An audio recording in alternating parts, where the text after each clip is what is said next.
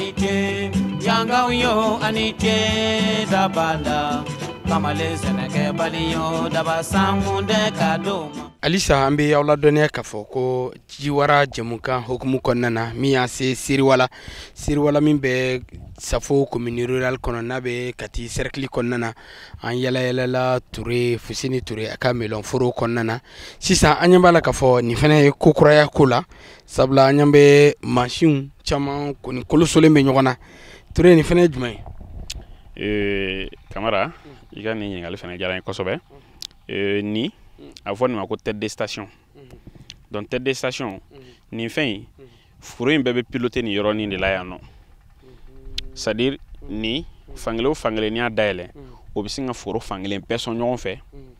ni an ye installation minnu kɛ a b'o bɛɛ arroser ɲɔgɔn fɛ ju kelen o ju kelen kan ka ji hakɛ min sɔrɔ miniti hakɛ min kɔnɔ an b'a dɔn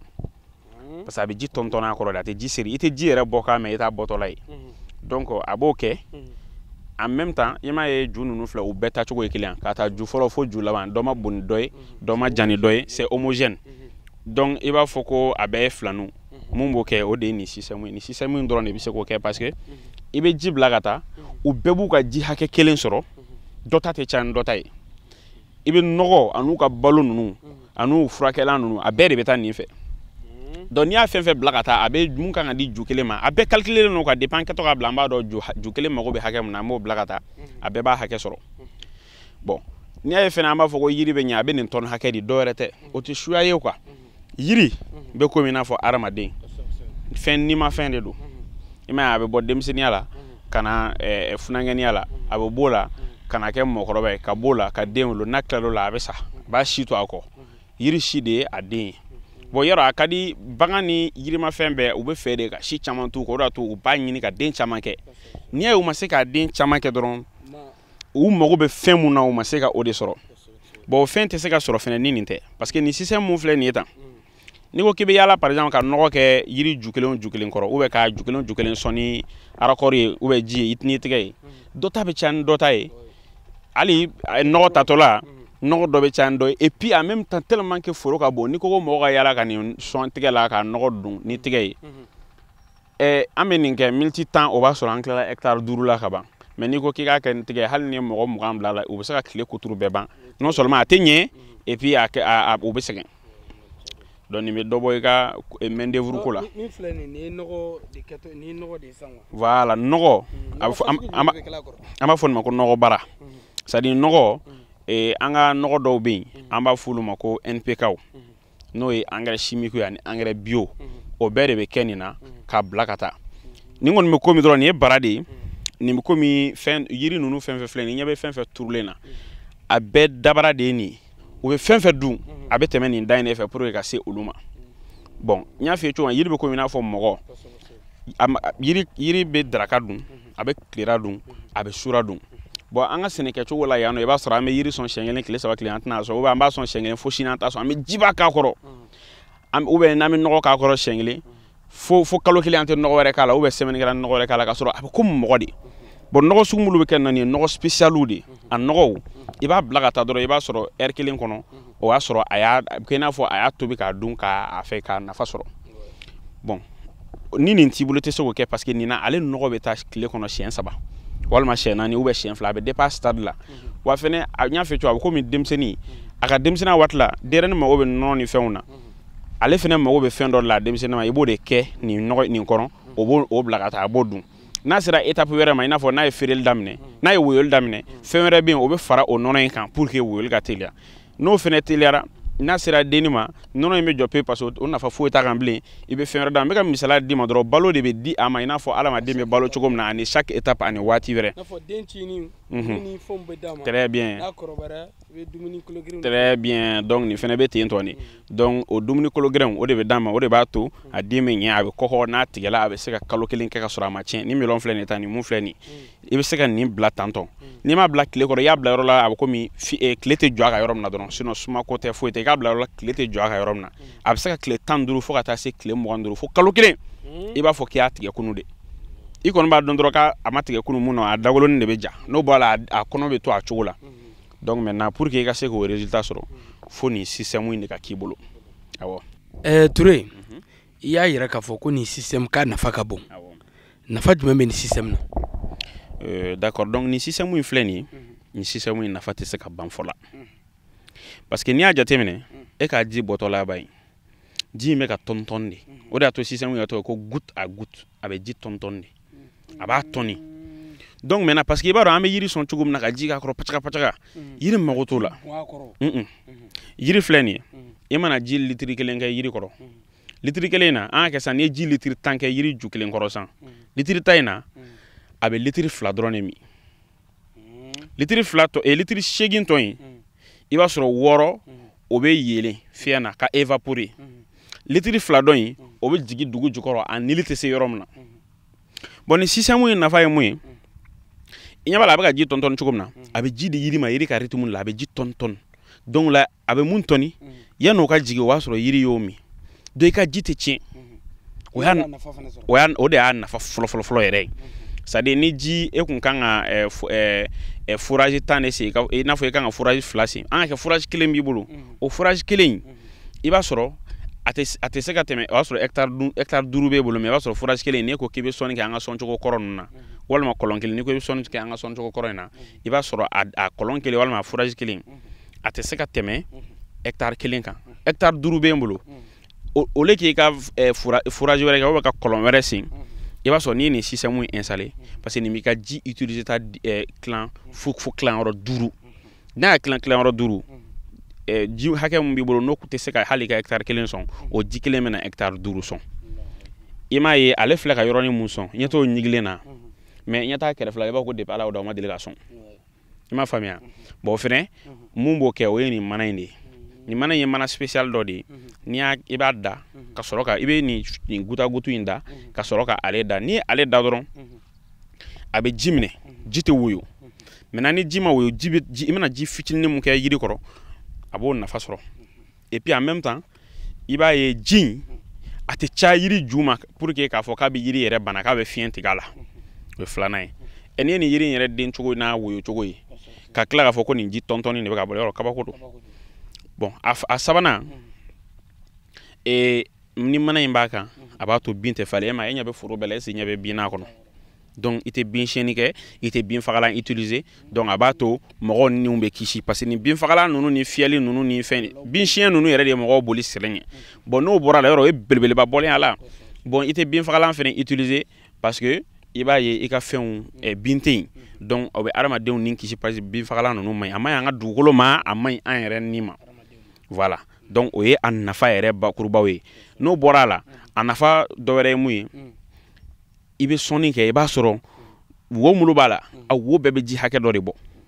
komi a bɛɛ n'a qualité don mun bɛ kɛ nakɔ la mun bɛ kɛ melon na mun bɛ kɛ yiri la a bɛɛ n'a qualité don mais qualité mun kan ka kɛ melon na o ye nin ye i b'a sɔrɔ wo kelen kan ka ji hakɛ min bɔ heure kelen kɔnɔ o dɔɔnin don donc ju kelen tɛ ji dɔ sɔrɔ ka tɛmɛ dɔ kan i b'a sɔrɔ i ka juw bɛɛ ye kelen o bɛɛ den cogo ye kelen o bɛɛ den caya cogo ye kelen o bɛɛ den bonya cogo ye kelen u bɛɛ den ye cogo ye kelen u ju fana ye cogo ye kelen foyi t'o kɛ ni nin tɛ halisa an bɛ a yiraw la k'a fɔ ko an bɛ Fuseni Ture an b'a ka melon foro kɔnɔna na nin waati in na k'a ye k'a fɔ melon sɛnɛ jaja technique baw b'a la an da sera ma ɲɛ bɛ technique kuraw la ninnu système ninnu minnu bɛ melon sɛnɛ u b'a nɔgɔya ka tila k'a yakubaya ne ko Ture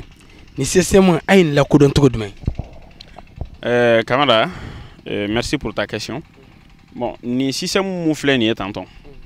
ni système in an ye nin ye pour la première fois an y'a ye telew de la fɔlɔ n'a fɔ an y'a ye internetiw de kɔnɔ an ka recherche la parce que n y'a fɛ cogo min na n kɛlen ka fɛn in kɛ n kɛlen k'a ye an ka yiriden ninnu a sɔngɔ ka ca a recherche kɛtɔ de n y'a dɔn parce que n kun hakili a bɛ sɛnɛ Mali la dɔn n y'a ye k'a fɔ a tɛ sɛnɛ yan n y'a ɲini k'a dɔn a bɛ sɛnɛ min ani a bɛ sɛnɛ cogo di o cogo la n nana nin système in dɔn système in yɛrɛ inventé la israélien de fɛ maintenant o système goutte à goutte maintenant a développé fo ka taa se nin degré in ma ɲɛ b'a la fɛnw ka ca mais nin bɛɛ de bɛ fara ɲɔgɔn kan pour que i ka se ka baara ɲuman kɛ c'est des outils de précision donc maintenant an y'a dɔn ten tɔn de vraiment baara in daminɛ na système ko in kun y'an sɛgɛn kosɛbɛ parce que système in dɔnnen kɔ an y'a ye jamana wɛrɛw la parce que an voyage la ka taa Maroc ni jamana caman na a ko kama an y'a ye système ɲini k'a dɔn mais a dɔnnen kɔ a système installation ko gɛlɛyara an ma parce qu'on a vu que un système dɔn an sera ka minɛnw sɔrɔ mais hala installateur kun ye problème ye donc maintenant an nana mun kɛ an yɛrɛ ye parce que mɔgɔ caman bɛ fɛngɛ u bɛ fɛ ka fɛn installer an yɛrɛ ta in bɔlen kɔ a la comme a gɛlɛyara anw ma an ye technicien dɔw ta ka taa n'olu ye fo jamana kɔfɛ ani ka technicien dɔw fɛn nati ka bɔ jamana kɔfɛ minnu b'a installer cogo dɔn donc ka an ka équipe dɔw k'olu former installer la donc an yɛrɛ bɛ nana système complet bɛɛ ye sisan an b'a système an yɛrɛ b'a installer an b'a installer mɔgɔw ye an bɛ waati caman an bɛ mɔgɔw ka foro installer clé en main donc maintenant au volet donc maintenant au tour de distribution de b'o kɛ donc tour de distribution kɔnɔna mɔgɔ min fɛnɛ b'o gérer o de ye an balimakɛ ye n'o ye Ismaël Doumbia donc an bɛna Ismaël Doumbia an b'i fɛnɛ fo kosɛbɛ i ka cɛsiri la i k'i tɔgɔ ni jamu fɔ. Ayiwa ne tɔgɔ ye Ismaël Doumbia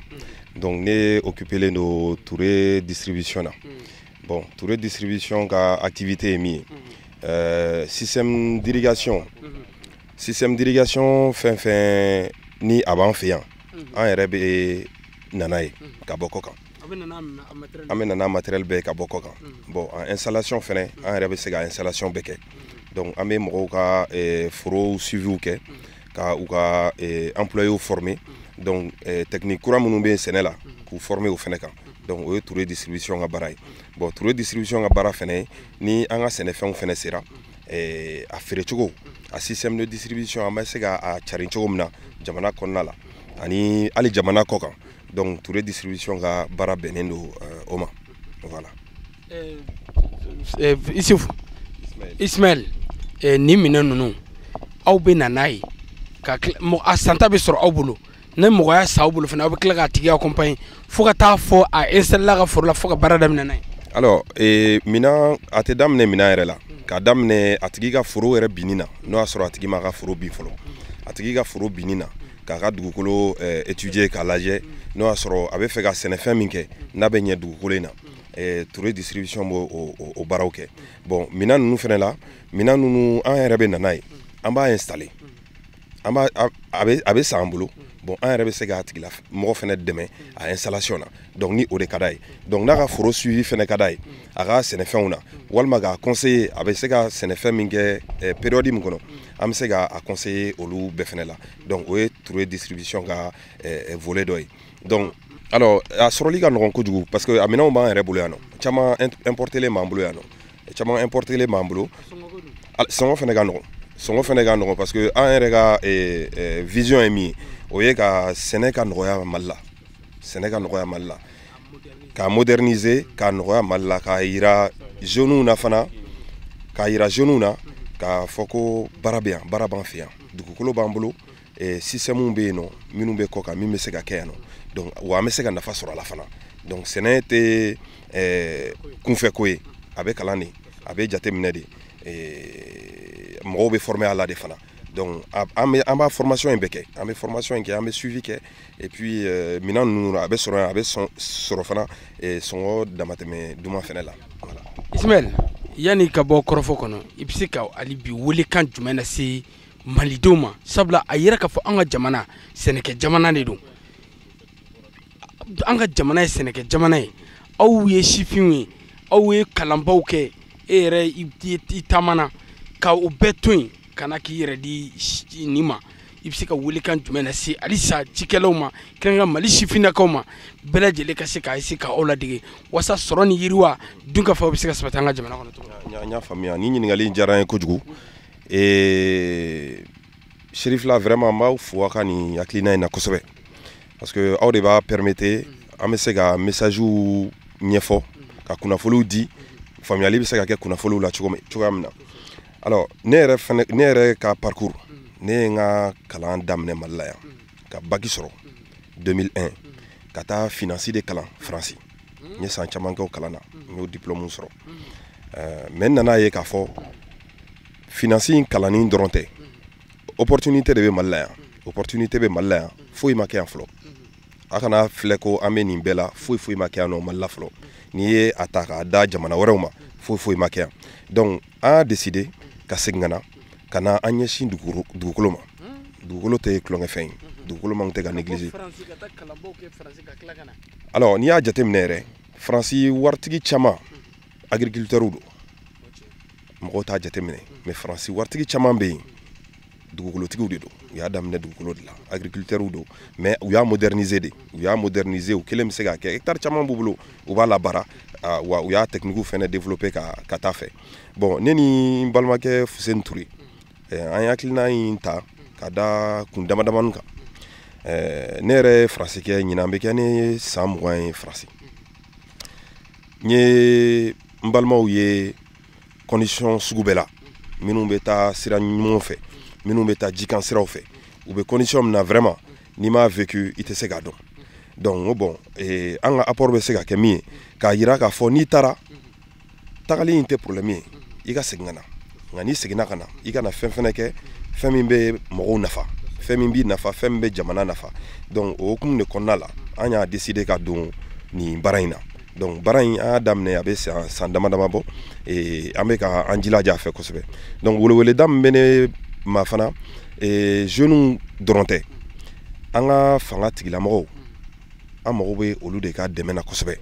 an mago b'olu ka dɛmɛ la kosɛbɛ parce que a ka di anw ye an ŋaniya ye min ye c'est que ka jeunes caman former k'u ta baara la u ka se k'u yɛrɛ dɛmɛ hali u k'an ta ye ɲɔgɔnna kɛ an bɛ fɛn min sɔrɔ a la bɛɛ k'a ɲɔgɔnna sɔrɔ mais comme a se t'an ye ka bɛɛ former a la donc an mago bɛ gouvernement ka accompagnement de la gouvernement ka dɛmɛ na walima ni ONG dɔw bɛ yen nɔ an mago b'u ka dɛmɛ la kosɛbɛ an bɛ se ka jeunes former cogo min na an bɛ se ka sɛnɛw techniquew ɲɛ yir'u la cogo min na wala an bɛ se ka tungalataga bɔ u kunna cogo min na walasa u ka to yan nɔ an ka faso in jɔ ɲɔgɔn fɛ o kɔni o ye an ka weleweleda ye ka ɲɛsin jeunes ma ani ka ɲɛsin an ka fanga tigilamɔgɔw ma voilà. Ismaël, merci beaucoup. Ouais. An bɛna melon yɛrɛ an bɛna ci sisan k'a déguster d'accord donc bisimilayi.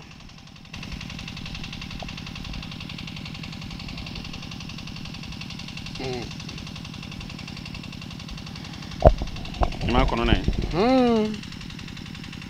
i tɛ k'a kasa mɛn voilà d'accord donc e ka nin minɛ nin minɛ tan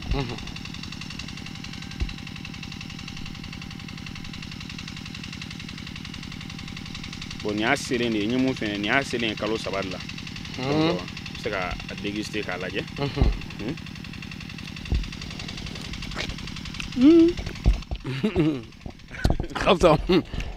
bon nin mun filɛ nin ye tan kabako de don ni fɛn in bɔra yɔrɔ min yɛrɛ la n'o ye tubabula n'o ye Europe ye olu yɛrɛ b'a sɛnɛ très rarement u tɛ nin goût sɔrɔ a la parce que an ka climat de ye climat idéal ye cucurbitacé bɛɛ sɛnɛli la mais plus principalement le melon et la pastèque bon ala ni mun filɛ nin ye tantɔ tu vois comment c'est sucré machine dɔ b'an bolo yan sisan an bɛ tila ka don machine kɔnɔ machine in tɔgɔ ye ko réfractomètre n'an y'a k'a kɔnɔ ale de bɛ yiriden sukaro hakɛ yira donc ni machine parce que yiriden baara kunfɛ fɛn tɛ tout est technique ni mun filɛ nin ye tan sisan i bɛ yiriden bisa la dɔrɔn lemuru fara fɛn wɛrɛw kan parce que n'i y'a ye hali bi an ka sɛnɛ ma se ka développer an ma se ka sɛnɛ an ma se ka a kɛ ni technique de ye quoi jamana camanw na tel que la Tunisie les Maroc jamana tɔgɔ fɔ man ɲi hali Sénégal an kɔrɔ yan nɔ fɛnw bɛɛ norme de b'a la o norme ye jumɛn ye par exemple n'i y'a ye hali an ka yan nɔ lemuru dɔ bɛ bɔ dɔ ka di dɔ man di yiriden dɔ bɛ bɔ dɔ ka di o de y'a to an ka mɔgɔw bɛ ban an ka yan yiridenw na pourquoi Sénégal ta Tunisie ta n'i y'a ye an bɛ girin o kan politique dɔ de b'o kɔfɛ o politique ye jumɛn olu fɛ yen normes de bɛ yen lemuru n ka lemuru foro bɛ n bolo ou bien n ka melon foro bɛ n bolo dɔrɔn n b'a sɛnɛ ten dɔrɔn k'a labɔ ten ka bɔ n'a ye kɔ kan e mana labɔ kɔ kan ou bien hali ni jamana yɛrɛ kɔnɔ n'a ma kɛ qualité ɲuman ye e y'i m'i kelen tɔgɔ tiɲɛ o ye jamana bɛɛ de tɔgɔ tiɲɛ bon i b'a sɔrɔ dans les autres pays ministères bɛ yen ani coopératives ni fɛnw bɛ yen mun bɛ fɛn ninnu superviser par exemple ni mangoro tigɛ waati sera olu de bɛ yaala ka taa zone i b'a dɔn zone bɛɛ n'a fɛn se waati don u bɛ taa ni appareil de b'u bolo u bɛ yiriden ta k'a don ni appareil kɔnɔ k'a lajɛ n'a sɔrɔ n'a sera bon n'a sɔrɔ n'a sera tigɛ ye u b'a fɔ bon ni zone in fɛn récolte waati sera donc voilà i ɲɛ t'a la a bɛ ka sukaro hakɛ yira nin filɛ nin bɛ 14 la sisan bon maintenant a bɛ 14 mun na o kɔrɔ ye ko 14% de sucre de b'a kɔnɔna na bon norme de b'a la a man ka jigin 9 jukɔrɔ en tout cas les normes européennes c'est 9% de taux de sucre Bon, actuellement il faut 14 là bon olu fait ou tu sais qu'à te mettre 12 13 yɛrɛ kan donc 14 bon donc il y a un yiriden melon avec ta faut 18 19% parce que en climat yɛrɛ idéalement a b'a kɛ quoi olu bɛ produit sugu bɛɛ k'a la mais u t'o ja sɔrɔ bon an bɛ nin waati na hali mɔgɔw bɛ bɔ fo Belgique ni fɛnw na k'a fɔ k'olu mago bɛ nin fɛn na k'u bɛ fɛ ka exporter ka taa yen nɔ parce que ni nin taara yen nɔ olu yɛrɛ ta in bɛ gala u bɛ nin de san parce que nin qualité ka ɲi n'o ta ye donc vraiment welewelekan min bɛ ne bolo melon dɔrɔn tɛ fɛn fɛn nakɔ ni sɛnɛ sugu fɛn fɛn ye jeunes ni jamanadenw ka na an ka jɛ k'a kɛ ɲɔgɔn fɛ n'o kɛra le Mali peut devenir le grenier de l'Afrique et même du monde pourquoi pas c'est possible a tout bɛɛ b'an bolo a ji b'an bolo a dugukolo b'an bolo a tile b'an bolo donc vraiment o weleweleka de b'an bolo donc maintenant tout ce qui concerne le volet installation et autres comme mon partenaire Ismaël l'a dit donc olu kɔni an bɛ olu bɛɛ lajɛlen kɛ maintenant ni i bɛ fɛ ka fɛn minnu sɛnɛ an bɛ a suivi k'i ye fɛnɛ de A à Z du semis jusqu'à la récolte an bɛ suivi ni conseil kɛ bon suivi ni conseil fɛnɛ bɔlen kɔ a la foro kɔni k'a ta forage kɛli la ka ta foro tu tigɛli la fo ka na se foro labɛnni ma i ɲɛ bɛ nin système fɛn fɛn la an bɛ nin bɛɛ lajɛlen kɛ donc vraiment o yɔrɔ de kun ko o yira o la quoi voilà et en même temps ni ye yɔrɔ dɔ jateminɛ n ye mun f'i ɲɛna tellement que an ka climat ka ɲi nin fɛn mun filɛ nin ye Europe Maroc ninnu ni jamana caman na hali Sénégal an kɔrɔ yan nɔ a bɛ se ka kɛ kalo 2 ou kalo kalo 3 dɔrɔn de kɔnɔna na waatinin dɔ de bɛ yen a bɛ ko i n'a fɔ an bɛ kaba sɛnɛ yan samiya la waati min n'o waati tɛmɛna i tɛ se k'a sɛnɛ mais imagine toi an ka yan climat b'an permet ka melon ni zɛrɛn ninnu k'a sɛnɛ san kalo 12 mais kalo 9 kɔni k'a ta décembre la fo ka taa bila août la i bɛ se k'a sɛnɛ sans problème donc n'a y'i diya i bɛ se foro kelen i bɛ se ka segin o kan fo siɲɛ 3 san kɔnɔ donc foro kelen installation kelen i bɛ nafa 3 bɔ a la alors que tubabu jamana ninnu na olu bɛna installer n'a kɛra k'a ban dɔrɔn ni yɛrɛ ma ni tɛmɛna waati min kan dɔrɔn neige mana o b'a tiɲɛ fɛn dɔ bɛna tiɲɛ donc o atout ninnu bɛɛ b'an bolo yan nɔ donc il faut que an k'o atout ninnu exploiter quoi au maximum vraiment parce que an bɛ k'a ye k'a fɔ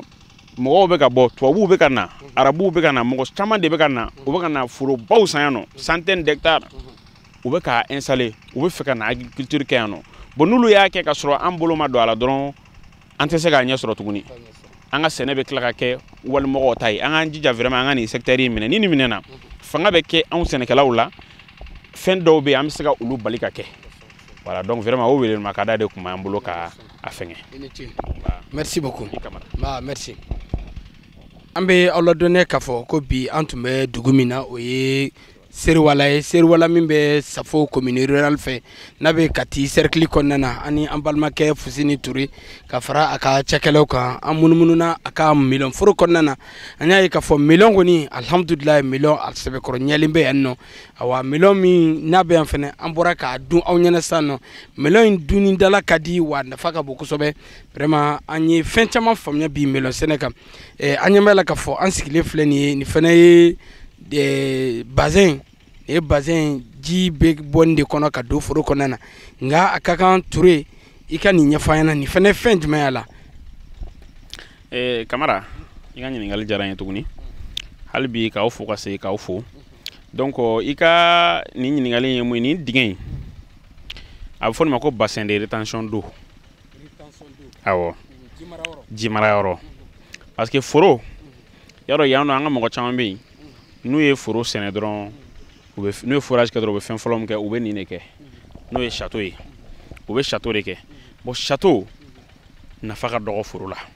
foro filɛ nin ni foro tɛmɛna hectare 1 kan dɔrɔn château jɔra tɛ yen bilen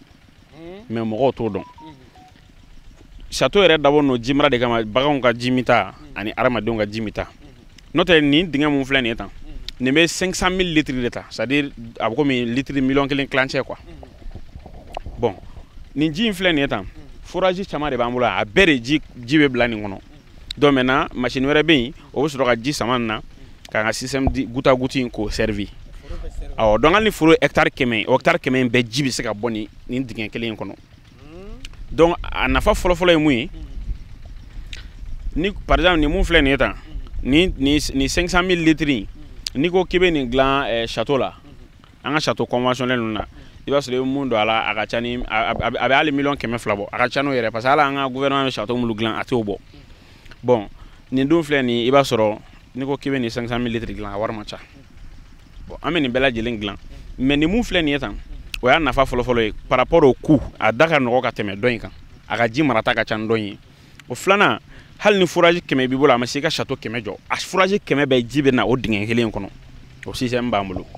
donc a bɛ dɔ bɔ i ka fourage dépense la parce que i bɛ taa foro dɔ la i b'a sɔrɔ fourage 10 château 10 alors que a t'o kun bɔ a sabanan ala k'an kisi machine de bɛ ji sama ka bɔ forage yɔrɔ ɲɛ b'a la fourage bɛ yan nɔ panneau de bɛ ji sama machine ma fɛn dɔ a bɛ se ka tiɲɛ n'a tiɲɛna ka sɔrɔ panne y'a sɔrɔ ka sɔrɔ e ka yiridenw selen don u mago bɛ ji la critiquement n'a ma se ka dépanner a don a ye tile 2 3 kɛ a ma se ka dépanner a pièce ma sɔrɔ yɔrɔ a bɛ tiɲɛni don i kun bon ni 500 000 litres mun filɛ nin ni stock de n'a fara i bɛ sɔrɔ i bɛ se ka semaine kelen kɛ k'a utiliser ka sɔrɔ i ka ji ma ban ka sɔrɔ i ka fourage ji bannen don mais ale ji ma ban i n'a fɔ i ka fourage tiɲɛnen don yanni fourage ka se ka dilan o kɔnɔna na problème ti kɛ yiriw sɔrɔ parce que ale b'i permettre k'i ka fɛn k'i dépanner quoi donc bassin yɛrɛ bɛ dilan o position de la i b'a sɔrɔ i bɛ ka calcul de bɔ n'i ye problème y'i ka fourage ou i ka château sɔrɔ donc bassin ka se ka i bɛ bassin quantité dɔ dilan mun bɛ se k'i dépanner au moins une semaine dɔw bɛ hali 1 mois ji fɛngɛ dilan i b'a sɔrɔ ji min b'u bolo hali ni problème y'u sɔrɔ kalo kelen u bɛ se ka baara kɛ n'a ye donc nin bassin in baaraw de a bɛ komi nin ye château nɔrabila dɔrɔn de ye comme mɔgɔ b'a fɔ château voilà nin y'a nɔrabila de voilà awɔ. Toure waati kɔ tɛ waati ye waati ɲɛ tɛ waati ye waati min sera waati min kofɔli sera an bɛ foli lase yɛrɛ ma yan'an ka kɔrɔfɔlaban di ma vraiment i y'an bisimila yan bi a diyara an ye an ye fɛn caman faamuya wa an dalen b'a la k'a fɔ jɛmukan in ka laɲini yɛrɛ o de ye yasa nin ka se ka kɛ misali ye kɛrɛnkɛrɛnya Mali sifinnakaw minnu halisa minnu ma se ka da la k'a fɔ ko ja ma i bɛ se ka kɛ fɛn ye Mali in kɔnɔna na yen nɔ a sɔrɔ i ma taa kɔgɔji kɔfɛ a sɔrɔ i ma taa fan wɛrɛ fɛ donc vraiment an b'o foli lase yɛrɛ ma ka sɔrɔ ka kɔrɔfɔ laban di yɛrɛ. D'accord foli diyara n ye ne ka kɔrɔfɔ laban ye mun ye o ye mun fɛ yen mɔgɔw k'u cɛsiri agriculture la mais o bɔlen kɔ a la kamara n b'i yɛrɛ fo hali bi ka se k'i fo ka Serifla TV équipe bɛɛ lajɛlen fo a rédacteur en chef n'a directeur ni a journaliste tout le monde hali bi ka segin ka an ka karamɔgɔba fo n'o ye Aseri Sherifu Usumani Manani Hayidara n'a ka denbaya bɛɛ lajɛlen ko Ala k'a mɛn an kɔrɔ o bɔlen kɔ a la n bɛ n ka diɲɛ labɔ sababu n b'olu fo n'o ye n wolofa ye Jibril Ture a sigilen don Sikaso bɛɛ b'a dɔn ni Juba ye ani n woloba n'o ye Jɛnɛba Hɔti Ala ka hinɛ a la ani n ba mun ye lamɔ n'a tɔgɔ ye ko Aisata Gaku bɛɛ b'a fɔ a ma ko Koroni a fana bɛ Sikaso n ka foli belebele b'a ye ani n ka denbaya bɛɛ lajɛlen ani n baarakɛɲɔgɔn ni collaborateurs ani muso ni denw ani bɛɛ lajɛlen n bɛ bɛɛ fo vraiment n tɛ se ka kuma bila fiyewu fo n ka n ka maaba dɔ fo n ka maaba dɔ n'o ye Mali maaba yɛrɛ de don fɛnɛ n'o ye honorable Mamadou Nva Sempara député élu et réélu à Banamba vraiment n b'a fo ka ani ka tani saran fɛnɛ fo vraiment il m'a été d'un support et d'une aide vraiment c'est-à-dire n tɛ se k'a fo k'a ban quoi vraiment n b'a fo hali bi a bɛ cɛsiri mun na n'o ye ka Mali jeunes ani Mali baarakɛlaw ni Mali kɛnyɛrɛyew ni mɔgɔ mɔgɔ bɛ yen ko i sera a ma n'i ka problème a b'i dɛmɛ donc k'a fo o la hali bi ko Ala k'a mɛn an kɔrɔ Ala ka hali bi a k'a cɛsiri a ko la vraiment jamana mago bɛ ale n'ale ɲɔgɔnnaw caya jamana kɔnɔ jamana bɛ ja parce que vraiment mɔgɔ min don a ye n dɛmɛ kosɛbɛ kosɛbɛ kosɛbɛ ani n dɛmɛbagaw tɔw bɛɛ lajɛlen mais kɛrɛnkɛrɛnnenya la honorable Nva Sempara. Nfa Sempara an ka foli b'a ye o cadre kɔnɔna na an yɛrɛ b'an ka foli lase an ka musokɔrɔba n'o ye Nani Keyita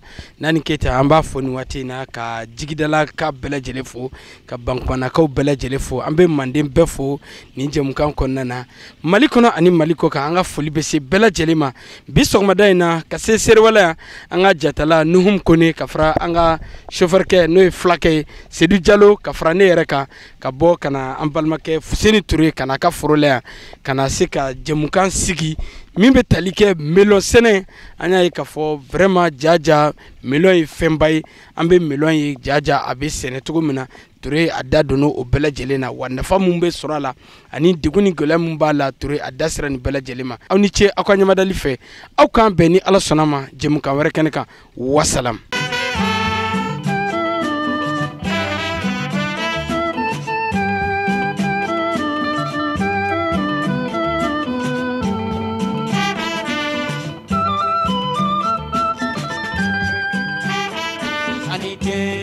yangaw yo ani ce da banda kamale sɛnɛkɛbali yo daba sanmunde ka d'o ma